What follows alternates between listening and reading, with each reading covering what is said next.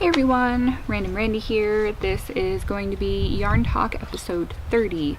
As you can tell, I'm in a different location. Hopefully the muff that's on the microphone makes it so that the wind noise isn't too terrible. I am in our backyard on our patio. You might see kid heads. I'm actually sitting on a big wooden bench that my husband built to sit out here. Hey buddy, you can sit here by mama. This is Killian. So we are halfway through the 4-week deployment. I'm so excited for it to be over soon, but we've survived halfway through it, so we can get the other halfway through it. I know we can. So I have a lot more to show this week than I was expecting to.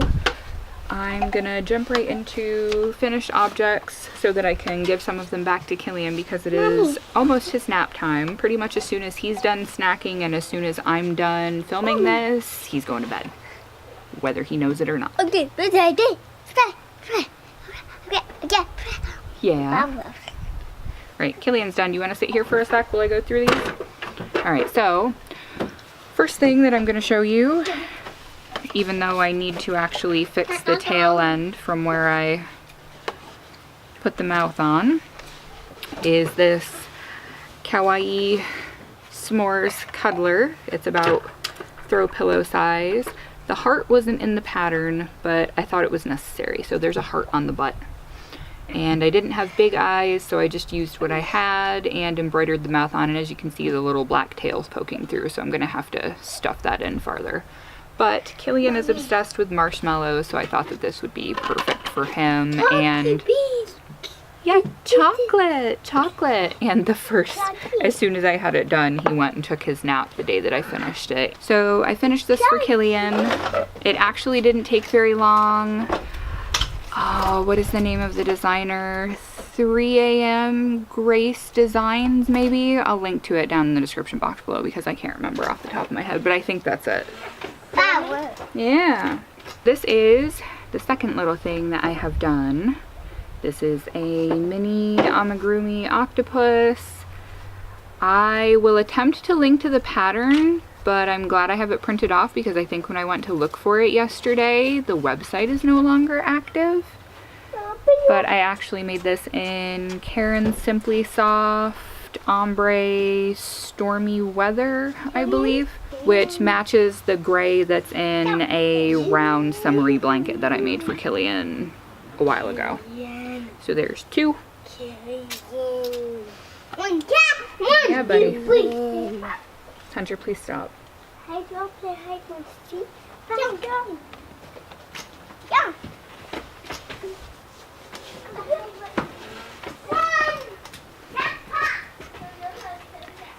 I also have 2 more of my washcloths done. So now I have 3 of them all together.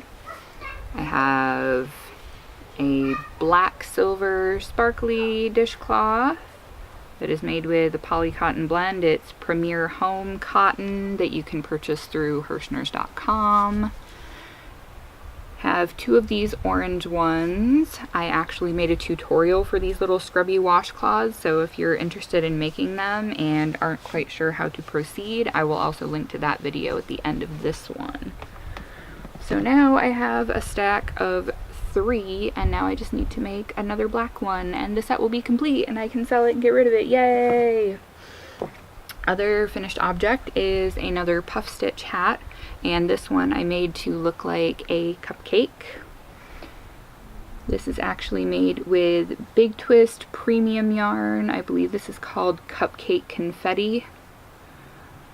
And the little brim, which I wish I would have made a few rows longer and shortened one of the puff stitch rows. That is Red Heart with Love tan, I believe. And this is actually a ponytail hat if you want it to be. I'm thinking of also adding a drawstring to the top because this is a little bit long with a pom-pom on it, so you can wear it completely closed if you want to, or stick your hair through it if you'd also prefer. So that is, I believe, that is all of the finished objects that I have for this week. The only other active work in progress that I have right now is this dragon wing crochet shawl that I started a few days ago. And it's one of those ones where it gradually increases as you go, and you can make it any size. It's just a 6-row pattern repeat. There are 2 sets of 6 rows, and you go through it. It's a free pattern.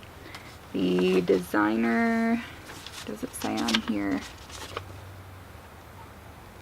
The original designer was Jasmine Rosanen. Apparently it was in German, and it was translated by Jose Crochet, who apparently had the designer's permission. So I will link to the pattern for that down in the description box below. But here is the picture of about what it will look like when it's done as far as the design goes. And right now, apparently I'm shutting terribly. This is what I'm looking at for it right now. If I can get it in there completely. As you can see the color here, I'm not sure if that's going to show up very well on the screen. It's kind of shady under the awning right now. A little bit. This is kind of a coppery gold color, and it goes into the purples and the whites. And right now I'm just about finally done with the last chunk of purple. And the edges, once it's blocked down here, it has points. They're just kind of hard to see right now because they're curling, because it hasn't been blocked. Really liking it so far. I mean, honestly, right now, if I really wanted to, I could make a teeny little shawlette out of it, I suppose. But I'm gonna make it huge, so it's gonna completely cover me. So that this portion that I have right now is probably all gonna be tail. That's just gonna come down over one side. I'm really liking it so far. I am making this with an ice yarn cake, and I'm using a J hook. But these are the colors that are in it, and I'm finally almost through all of the first batches of purple. So I'm going to be getting back into this copper, then I'm going to be hitting the blue and the green, which is pretty exciting.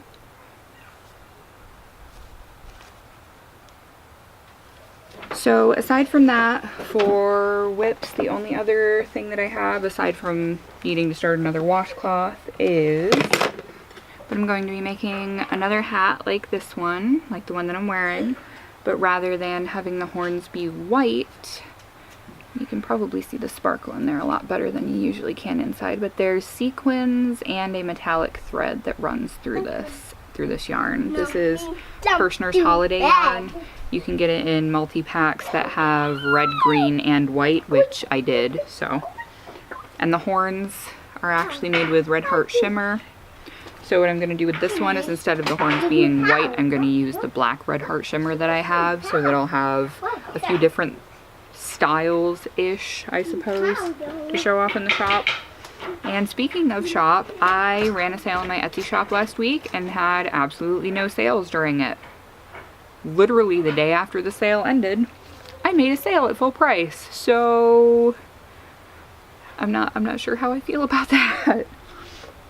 But it is this, which is a hat that I have had in my collection of pre-mades for some time now. And this, if you don't recognize the square shape, is one of those hats that when you put it on, it looks like you have kitty ears. Or horns, depending upon your perspective, I suppose. But I called this the Neon October Kitty hat, and yes, as you can tell, I very much love Red Heart Super Saver Blacklight yarn. I make a lot of things with it. I really like the way that the colors block when you do it in double crochet like this. It almost makes it look like bricks. But this actually sold at full price, which I think is pretty awesome. So yay, that'll be getting wrapped up and put in the mail today. Well, put in the mail tomorrow because today's Sunday. But that is really all that I have for today, I suppose. I'm planning to do a tutorial video for the rosy wrap hopefully in the next few days, and I guess that's really it. It's a pretty short one this week. Oh, and I actually was inspired to make this adorable thing right here from watching No Catchy Name Crochet, Ella's podcast. She just recently started making this, and when she showed the picture of the pattern, I said, oh my lord, my child needs that to live. So I made it, and I'm so excited. It's super cute. And the heart on the butt totally makes it perfect, in my opinion. Best part. Also, I haven't quite decided when yet. I actually need to look up some stats, but I am going to be doing a giveaway sometime soon because I want to clear out a little bit more yarn, and because a friend of mine who is not only an artist but also an author and a substitute teacher on top of being a mom. Totally crazy. I don't know how she gets through the day and still manages to be a positive, uplifting person. But her name is Amanda, and she designs all sorts of things and posts them up on sites like Society6. She also has some pre-mades on her Etsy shop. I will link to all of those things below. She has a lot of really super cool Halloween designs right now. But she posted the link to her store because everything was on sale last weekend for Labor Day. And I bought 2 bags, and they are huge. I cannot get over how big they are, but these would be perfect project bags, even for a reasonably sized Afghan. They're ginormous. So I got these 2 bags. They are a print that has roses on it. It's just a tiled repeating print. I got 1 bag that has it in red and 1 that's in black. Now, my question to you folks is, which of these would you prefer to have? Because I planned to keep 1 for myself and give 1 away, but I love them both, and I would be happy with either of them depending upon which of them you guys would rather have. I feel like the black, if you were going to carry it everywhere, would go with more things, but just about everything I wear is black, so maybe the red would be better for me to have my pop of color like I usually do.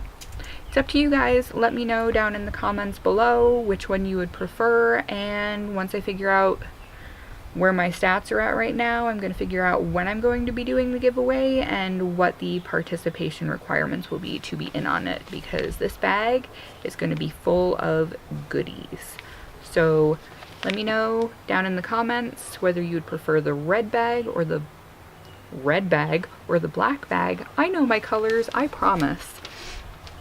And be expecting a tutorial from me in the next few days, and possibly just a rambly video that's not completely yarn related,